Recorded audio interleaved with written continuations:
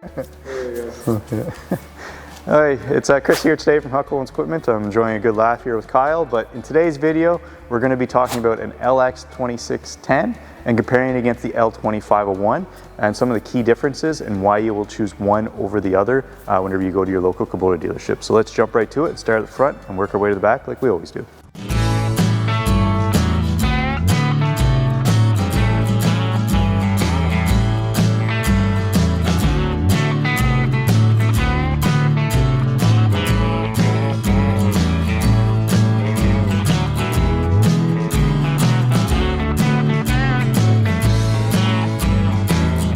Okay, so you'll see we have two units here today.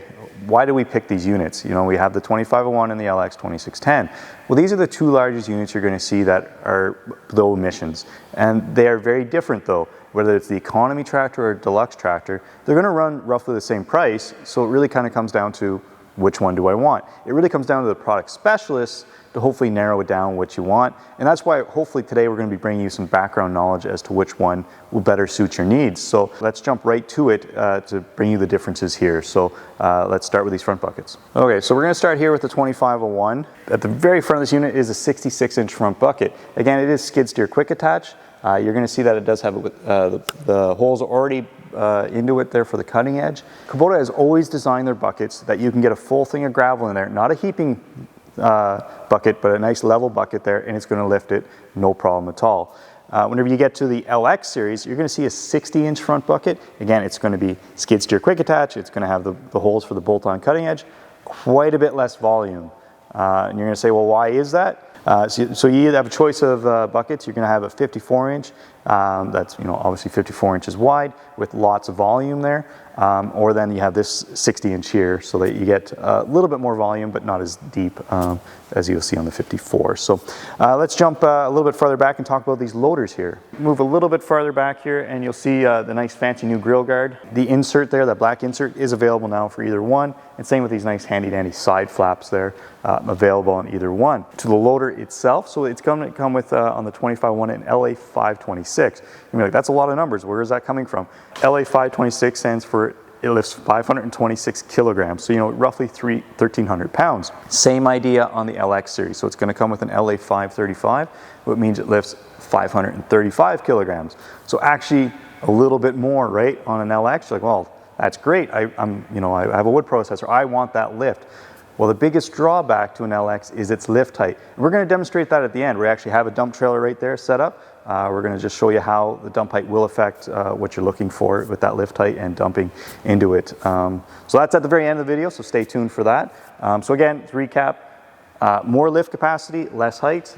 A little bit less lift capacity, more height out of it. So now let's jump a little bit farther back to the tires. You always want to have a conversation about tires with your product specialist. You're going to have choices, right? So it really comes down to what you're doing, to which one you may or may not want. Whenever you're talking about a 2501, 99% of the time, you're going to be seeing industrial tires. In the last couple of years, you'll probably be seeing either industrial tires or R14s. The R14s are a beautiful tire, a little bit more money, and obviously new to the market. But both do a beautiful job.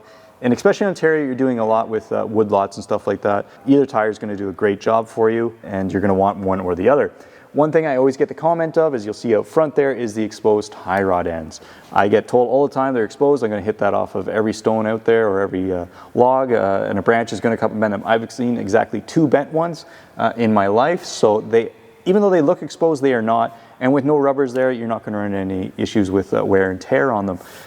Saying that is, I'm sure in the comments section, I'm going to get a few people telling their horror stories of getting a branch or something up in there. But so it does come up, not very often as you would think. And then whenever you move a little bit further back, you're going to see substantially bigger loader frames than what you're going to see on the LX. So again, not too important, but it is nice to know that whenever you're looking at the sizing, whenever they're parked side by side. And it is one thing to notice is your loader frame size is substantially different there from one to the other. So okay, so now talking about the LX, you'll see turf tires on it. With the LX lineup, you're going to see some turf on there. It is a popular tire. It really fills up the back rim and stuff. It does look quite good. Again, you can get your R14s and your industrial tires as well, and even Ags. You do have a lot more tire choices on the LX because you can get oversized tires. You can actually get the exact same tire size as what that L2501 has. So if you are looking for ground clearance, still very possible. On a standard tire, yes, it is a couple inches less. get the oversized, you are back to the exact same. So again, lots of overlap there. So it really comes down to some of the other things you were doing with it. As I mentioned before, you'll see that out front here, a little bit more guarding and stuff around those tie rod ends, but there is rubber there. So you can run into, in the future, running into issues with that with some cracking and stuff, but a little bit less exposed, but still there. And then whenever you move a little bit farther back, you'll see that the subframes here for the loader quite a bit smaller, and that also goes for the cylinders too, quite a bit smaller looking cylinders than what you're going to see on the nice beefy 2501 there. So key differences to know, but there are some overlap there. So whenever we get to the operator station, vastly, and this friggin' fly, just leave me alone. So whenever we get to the operator station and the 2501, this fly is ridiculous.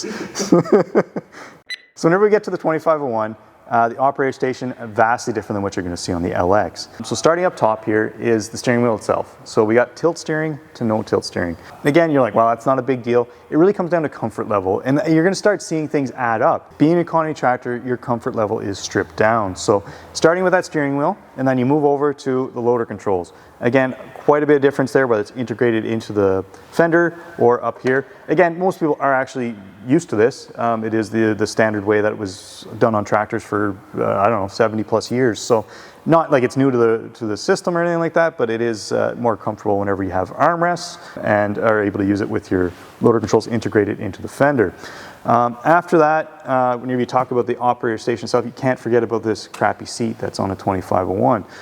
Again, Kubota always had an issue with their economy tractors having, well, not a very good seat. Again, this never came with armrests. It wasn't even an option. No suspension to it.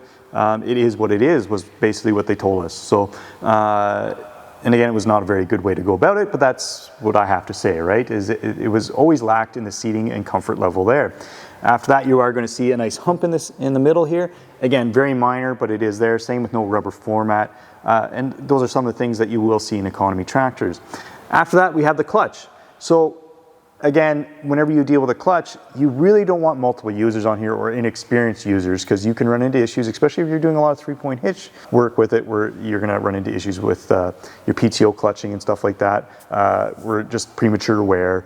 Because again, at the end of the day, the clutch now doesn't do a whole lot on a hydrostat. Basically, you press the clutch in to turn the tractor on, and then after that, any implement you want on the back is whenever you're going to be clutching to turn your PTO on. Most of these levers are virtually the same on the 2610, but the biggest one I always like to point out is the four-wheel drive, being a little bit more complicated as a pull-up and push-down system instead of just a lever on there. But at the end of the day, they do have a nice dash, tells you the information you want to know real quick.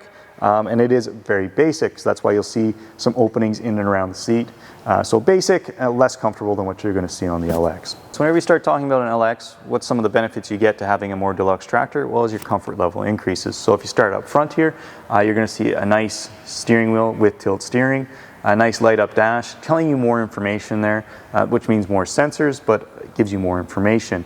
And again, the layout's a little bit different. Again, with no clutch, everything's kind of live. So whenever you start dealing with it, this unit also has the mid PTO. So again, if you're looking to engage, whether it be a front snowblower or a rear implement, whenever you have multiple operators, it's going to help you that way. Is being a live PTO, it's going to engage whenever you want. You're not taking out the clutching or the braking system on those units. Really, really nice seat. Again, like I said, your comfort level is going to increase because you see a nice high back seat with more adjustments other than just forward and reverse on it, as well as you're going to see a rubber floor mat with a minimal hump here, so a nice and easy passage there.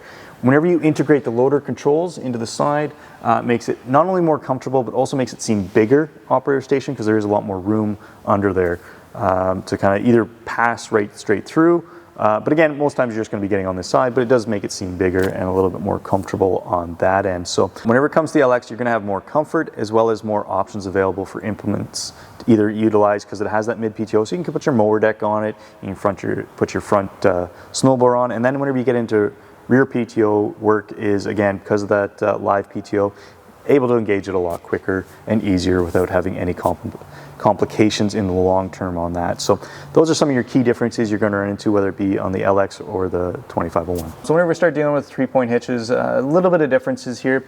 Again, with a more deluxe tractor, you get more options and stuff, whereas on the economy tractor, like we see here, you're going to see lots of opening and not very easy to adjust. You're going to see your turnbuckles on the side here, and then the old standards styling, whether it be the top link or on the adjustable for your level from side to side. A little bit more manual, not very easy, and you won't see extendable arms on the back, so, and they're not even an option. So a very basic 3-point hitch as what you're going to expect on an economy tractor. Okay, so again, on the LX, you're going to see a much nicer 3-point hitch. Again, this isn't installed, but you can get the extendable arms on the side. You can get a little bit fancier adjustment here, as well as you're going to see a pin style type for adjustments for widening out for attaching your 3-point hitch implements there.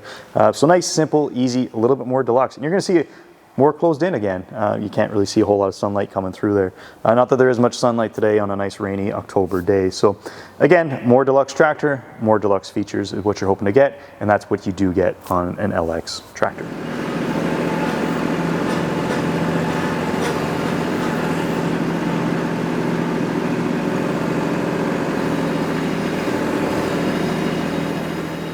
Alright, so that brings the end of today's video. I hope it brought you some background knowledge before you go to your local Kubota dealership about which one may or may not be for you. As you can see, a lot of overlap there, but then some key differences as to what may or may not be the one for you. Again, you saw the biggest key differences is your loading height, whether you're working with a wood processor or just doing some work around the house. Again, one or the other is going to be the one for you, and hopefully it is Kubota that you are looking at. So if you did enjoy today's video, please like and subscribe, and if you have any comments, please leave them down below. Thank you.